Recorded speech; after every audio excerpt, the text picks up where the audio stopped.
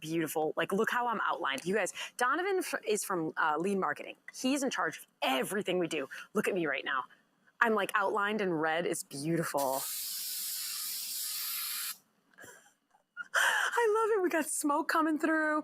So this is what happens. We are working hard. I promise. We are live from Dallas. We're doing this huge photo shoot, social media boost for Carrier Assure, which is my company, carriersure.com. And you can learn more about them on carriersure.com. But I want to introduce you to a few things. First of all, this is Donovan and Lean Marketing's brilliance, right? They got me a bar cart, which is real. The Boiler Room boys have already criticized this and said it wasn't real, but there's real alcohol in here. In fact, while our guest talks about these accidents and death in life and horrible world is ending, I will make a drink just to prove the Boiler Room boys wrong. I want to introduce you also to my best friend. This is Dave. Dave has a six-pack, and he's beautiful. For those who are listening on audio, you are missing everything. He just looks very nice. He's perfect. He's going to stay there forever. So we are in Dallas this Friday. Wait, that's today. Damn, it's been a long week. So today, from 6 to 9, we're going to have a happy hour at the happiest hour. We're going to find other people to pay for our drinks, I swear. And we're going to have a lot of fun, and we're going to mingle because it's Dallas, and it's a good time. Today, we have a special show. I know a lot of you are waiting for this show because there's been a lot of chitter-chatter on the outcome or the ruling or the lack thereof of the Supreme Court deciding that they're not going to review the C.H. Robinson case that we've all been waiting for them to review. Some of us with hope, some of us with despair. We'll talk about that later. And then obviously we have the AB5 ruling that we need, or lack thereof, that we need to talk about from California. Here's the thing. I joke around, I've got my set and I've got my alcohol. And while our wonderful guest, who is an expert in transportation law, is going to describe and explain everything to us, despite me playing around, these are really important topics, and I know a lot of you are here, and the bottom line that they want to know is, what does this mean to my business? Even AB5 has an impact on our business, which AKA means like or double brokering, but we'll get to that soon. And obviously broker liability and shipper liability. So we have a lot to talk about today. But first, I want you guys to know something very, very, very, very special. Since I joined Freightwaves, which is a while ago, I can't even remember now, it's been a big blur, I have been consistently picking on the production team. I call them the Boiler Room Boys. They're rowdy, they give me a bunch of shit, and I give them shit back, and I love them, I love them. So in honor of the Boiler Room Boys, today's episode is sponsored. They're not sponsoring it, they're all broke. Hold on, let me take off my jacket. For those of you in audio, I am taking off my jacket. Hold, please. I put it on Dave, but Dave is already rocking the sunglasses. We'll leave Dave alone. He's actually sensitive. He falls, and his arms go flying all the time. Okay, this is my tribute to the Boiler Room Boys. Wait, hold on, can I move my hair? I have this lovely shirt. It says BRBs. Isn't this cool? This is not my brilliance, by the way. This is the executive producer from Freightwaves, Todd. This is all his brilliance, which I'm totally riding on his coattails. But this is the amazing shirt. If anybody wants one of these shirts, all you have to do is tell me or tell Todd, and we can order them. You have to pay for them. I'm not fucking paying for all y'all to have shirts, okay? The Boiler Room Boys are going to get free shirts, and we're all going to be matchy-matchy. And I hope they wear them at the next Freightwaves conference so we can be all matchy-matchy. Wouldn't it be great? What? Frey. You guys can't tell, but they speak in my ear the entire episode, and there was a big meh. You guys, I think this is great. It says Boiler Room Boys. Oh my God. So cute. All right, whatever. Fuck y'all. I love this shirt. Today, I'm going to introduce you to my guest. You've seen her many times before. Her name is Kristen. She is the attorney that I send all of you to who come to me and say, Cassandra, we need a transportation attorney. Before we start and before we introduce her, I want everybody to know, yes, I am a transportation attorney. I have been a transportation attorney for the last 10 years of my career, but I started Carrier Assure, and my dream of a transportation attorney died. So now Kristen is going to take over, and she's going to be our expert, and she's going to teach us today. Kristen, I welcome you to the set while you talk and educate us and do all the hard. Look how freaking cute you are. Wow. Oh, thank you. I'm trying to pick up all your broken dreams. You're doing much better than I am. Okay, you're in Tampa area, but you do practice, I'm assuming, across the country since it's federal law a lot of times with transportation. But tell us a little about your practice, and also tell everybody about your cute family too, so they know how cute you are. A little known story. One time I mad texted Cassandra for like 5 minutes before I realized she wasn't my husband, all about one of my kids. It was really funny. I wish I could find that text. I will one day. It was so cute. It was like, Tommy threw up on this person, and so-and-so punched this person, and I've got 3 depositions today, so figure it out. It was classic. And I don't have a bar like you, but I did bring some good old St. Pete whiskey here that I may or may not start drinking during the show, because I like to go with your vibe, Cassandra.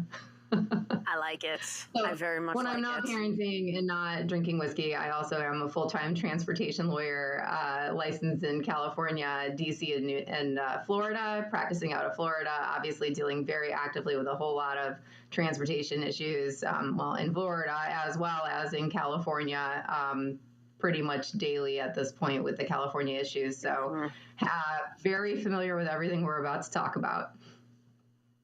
Okay, Kristen, for those people who have some serious, like their attention span is that of a gnat, I want you to very quickly, tell, like if I'm a client, I called you up and I'm like, Kristen, I literally have 30 seconds. Tell me what the fuck I need to know about the C.H. Robinson cert denial. And like, what do you want me to take away? What do you want me to do? Very high level, and then we'll go in the details. And then what do you want me to do about this whole California law, blah, blah, blah. Just high level, I'm the dumbest person you ever met, attention span of a gnat. What are our details? And then we'll go into the details. The Supreme Court didn't act on 2 different things that are very important to all of us in transportation. The first one is the C.H. Robinson case, the Miller versus C.H. Robinson case.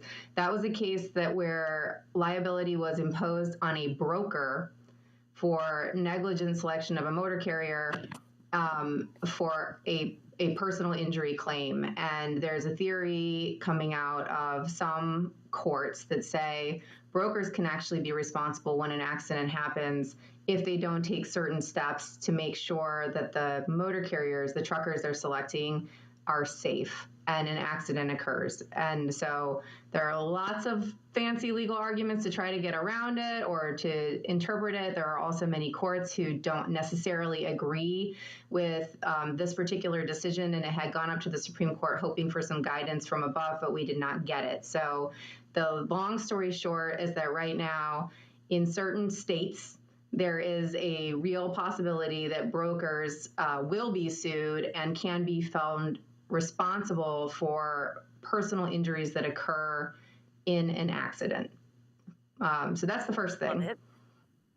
With AB5, it was... Thank you very, very much. Go ahead, sorry. It was a little bit higher level than that. I was trying. Maybe a gecko. But with AB5, I'm hoping everyone here knows about it because they probably wouldn't have clicked on the link if they didn't know about it. But AB5 is it was a California bill that became law that makes it very difficult for trucking companies to hire independent contractor drivers as opposed to having employees who are their full-time or part-time drivers. And as pretty much everyone knows in the trucking industry, it's really important to be able to increase your driver fleet using independent contractors. A lot of people have that as their business model. And there was a challenge to that law put forward in California. It had gone up to the Supreme Court, and the Supreme Court decided not to decide that question as well. The question being whether federal law would stop that California law from going into place. The California Trucking Association is the one that moved that case forward, and they're currently considering how they're going to respond. There are some legal strategies or tactics they might put into place to perhaps continue to challenge that law, but the immediate effect is that that law is active in the state of California, and it is an incredibly difficult barrier for any company, trucking company, that is hiring independent contractors to maintain that model without some level of risk. There are many ways to avoid that risk. None of them are absolutes, because frankly, we haven't seen this law play out. There was some case law before it, but we haven't really seen this statute play out in enforcement, and things have been stayed for quite some time. And so the wheels have started turning again, and the state of California will start enforcing and investigating companies that are hiring independent contractors where they might consider them to be employees under the law, and private actions will probably start up again. Well, they will definitely start up again. This will be so interesting. I will tell you that, in my mind, the C.H. Robinson case, for those of you who are more interested, by the way, in the details of the C.H. Robinson case, I did have the plaintiff attorney, Michael Lieberman. He was on my show about 6 months. I'll make sure to illuminate that on my YouTube page. If you wanted to watch and find out exactly what happened to the plaintiff and all the arguments, it is there. But here's the thing. I don't think, and Kristen, you can correct me, feel free to correct me. Dave and I, wait, Dave's over here. Dave and I, we do not think much has changed for us. We still, as logistics companies and shippers, we still got to do our due diligence and vet these carriers and make sure that they're not bottom feeders, and make sure that we have standards about how to eliminate carriers. I mean, are there truly any logistics companies or shippers out there that are like, carrier has an authority, they have authority, they have insurance, they're good to go, just fucking go? Like, is there anybody? I mean, I think there are some. I've seen them in my practice. You're like, I'd be out of a job if there wasn't. Wait, I mean, we hope that that's not the case. But the problem is this. I think the problem is for good brokers, good people who are doing what they think is the best job they can possibly do in selecting a carrier, and they're still going to get hit with liability, particularly because a lot of the standards are going to vary depending on which state they get sued in, and which way the courts have gone in that state, and what standards have been applied, and the devices they use to check to see if the motor carrier they're hiring are good or not so good, like Carrier Assure. Is Carrier Assure going to tell them that every carrier they hire is a super safe driver and not going to get into an accident on the road? No, but a Carrier Assure is going to do a lot of that work for you, so that Carrier Assure, by the way, for the Tennessee people, I want you guys to know that this is a full, we'll come over. Okay, this is a full bottle of Johnny Walker, okay? Because they were criticizing me earlier. But here's the thing. Kristen, tell me what the rule of thumb is for brokers and shippers. What's the absolute let's just say I'm a broker shipper. I operate in 7 different states. What do you want me to do when I vet carriers? Do you want me to just create a policy and adhere to it? Do you want me to do nothing? Do you want me to check, like, what is your overall guidance? Or how about this, you guys? First of all, she's just here for education and information. Right. She's not your attorney. Please. She's not your attorney, people. And she's not creating precedent here. But in general, how would you like people to operate or think about things? Or what are some principles that we need to decide on with our decision making? Thank you for being the lawyer in the room and reminding everyone that we're not giving legal advice right now. Kristen, it was Dave. Oh, thank you, Dave. Thank you. Yeah, he's really smart.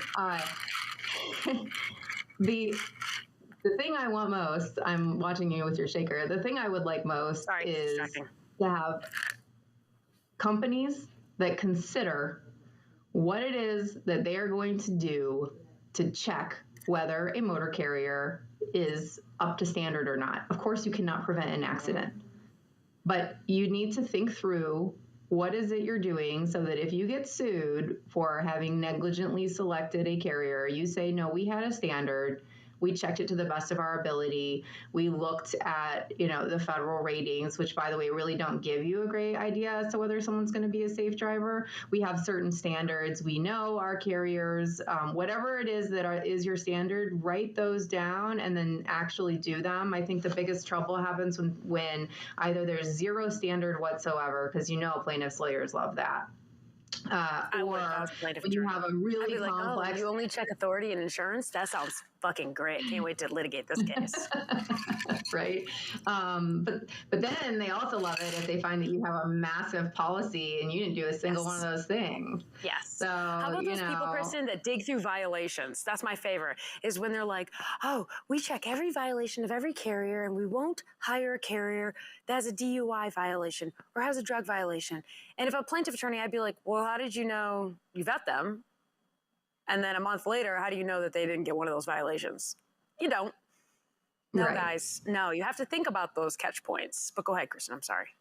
Yeah, and it's not, and I want to make a really important point. Whenever brokers are doing this, they're not going to be able to look at historical activity or ratings or whatever it is that they're looking at of the carrier and be able to select someone that will prevent an accident. We all know that. It's about selecting someone who historically at least has a low frequency of violations so that there is some reasonable assurance that the thing you're doing is safe. If you pick someone that has an incredibly high frequency, you're the one setting the standard, by the way, as the broker. I mean, for the most part, I have yet to see a state that's like, here are the standards for how a broker is supposed to select carrier. Nice. It's all reasonableness.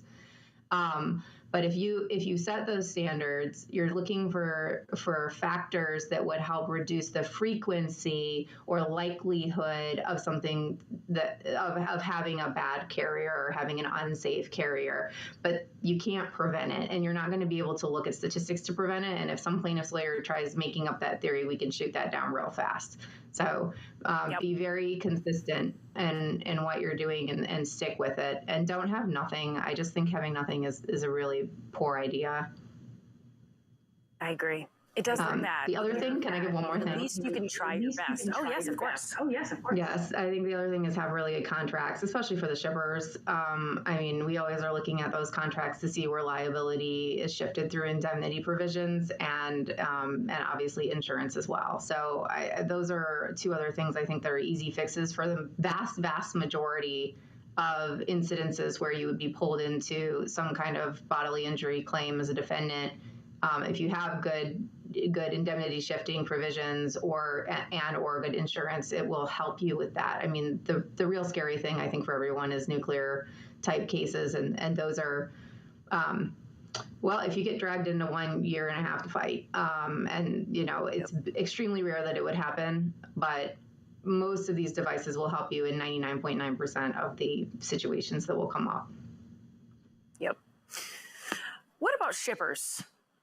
Can shippers just, Costco was sued in this case, and then Costco somehow got itself dismissed. I couldn't find the details of it. But I know that shippers are often sued and dragged into the litigation. Can shippers just hire brokers and push the liability to brokers and just let the brokers choose? I won't be sued. I won't have to worry about it. What do shippers need to think about? I actually think for the most part they can. They need to realize that they can be dragged in. I would suggest for shippers to pay attention what entity you're actually hiring, because we do see a lot of circumstances where a shipper believes that they're hiring a carrier directly, but they're actually hiring a broker, or they have the wrong language in their agreement that doesn't correctly identify who the entity is that they're hiring or what it is, whether it's carrier or broker. So I do think to a certain extent, shippers have some responsibility. I would say probably the highest risk is when you have a shipper who's directly hiring a carrier and there's not a broker in the middle.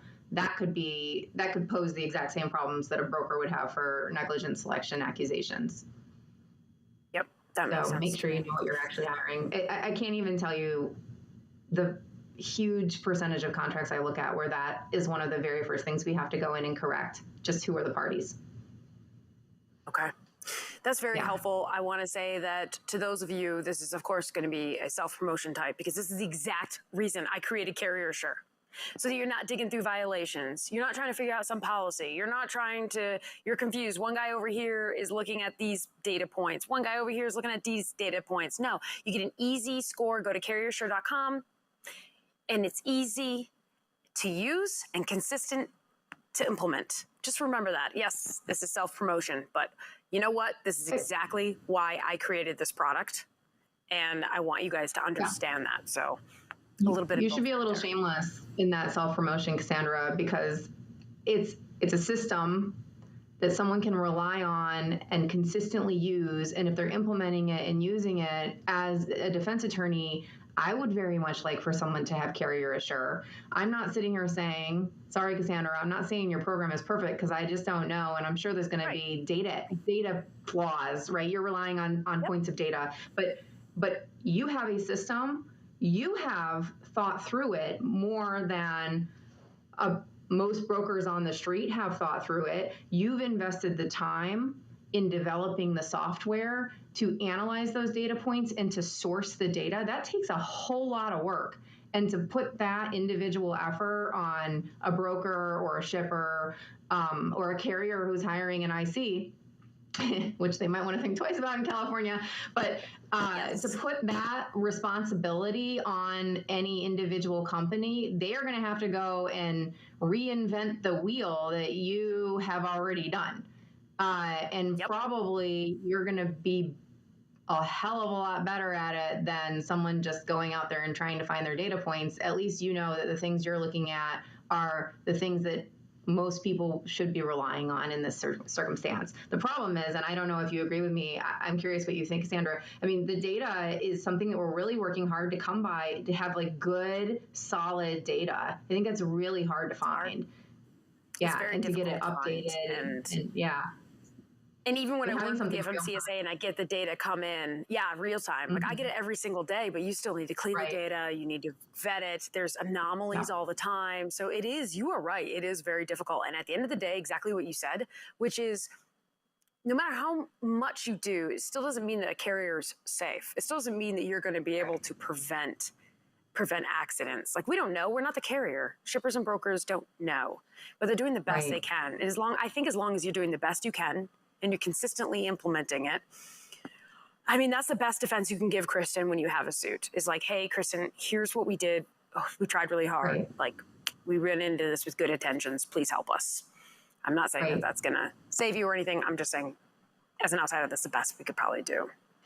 So what do you think, like, what are you hearing in California? So let's switch really quick to this ABF. Let me just double check the boiler rooms boys tell me how much time. Oh God, I hope that I'm not red. They tell me how much time I have left. And they love to hit that big red button and cut me off. Okay, we have 3 minutes. I know that you had a lot of, I know there's so much to talk about. I know that you have a lot of tips for carriers when they're trying to figure out what to do now that this AB5. I keep saying ABF. I can't help it. I have a friend who works for ABF, so I'm always like, okay. So, but I'm gonna add a twist to this. Do you think, from a logistics company perspective and a shipper's perspective, we're gonna see more double brokering because these carriers who were leasing on with trucking companies, now they're like, oh, I guess I got to have my own authority and be my own entity. So instead of leasing on, they're just going to give me the shipment. And now it's just going to be tons of double brokering. Like, what are you seeing that you think brokers and shippers should be more cautious about? Maybe it's not even that. Maybe I'm just imagining it. No, I mean, I think there has to be more double brokering. I think shippers and sophisticated brokers should understand that if we want to do business in California, it has placed a huge burden on all carriers who have independent contractors, and they got to do something about it. And one of the I don't want to say the easiest, but one of the simplest fixes, and by fix, I mean the lesser risky activity where nothing is perfect because a whole lot of it hasn't been tested. But one of the most simple things is to have a brokerage authority, and hire individual ICs that have their own MC, and you have a business to business contract, and you're in different businesses because, as we all know, the definition of a broker is very distinct from the definition of a carrier. So it's really helpful in California if you are able to be a broker hiring carriers rather than a carrier hiring ICs in order to not have as much risk under the law. So yeah, it's going to happen, and I kind of think shippers need to get with it and support the vendors they use in making those changes. I think a shipper putting their foot down and saying no. I mean, if a shipper wants to hire only an asset-based carrier, and that asset-based carrier has a fleet of drivers that are solely employees, then they can choose to do that. But they're going to have to understand that right now, that wasn't the model that a lot of carriers employed. So it's going to take time to change over. And I think there probably will be some double brokering to a certain extent. I think there are ways to do it actually that are within the law, but as far as from contracts between the shippers and the brokers or the carriers that they hired, who are now going to become brokers, a little flexibility will be needed in the industry.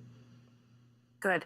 I want everybody to know, we have 20 seconds left, so I would just want everyone to know that Kristen is my person that I send all my friends to. If you can't find her on LinkedIn, or you can, sometimes I Google Kristen, transportation lawyer, Florida, and she pops up, okay? But if you can't find her, just reach out to me. I have her contact information. You can tell she lives and breathes this every single day. She truly understands where we're all coming from and what we need. So, Kristen, I cannot thank you enough for everything you do. And for also for coming on the show.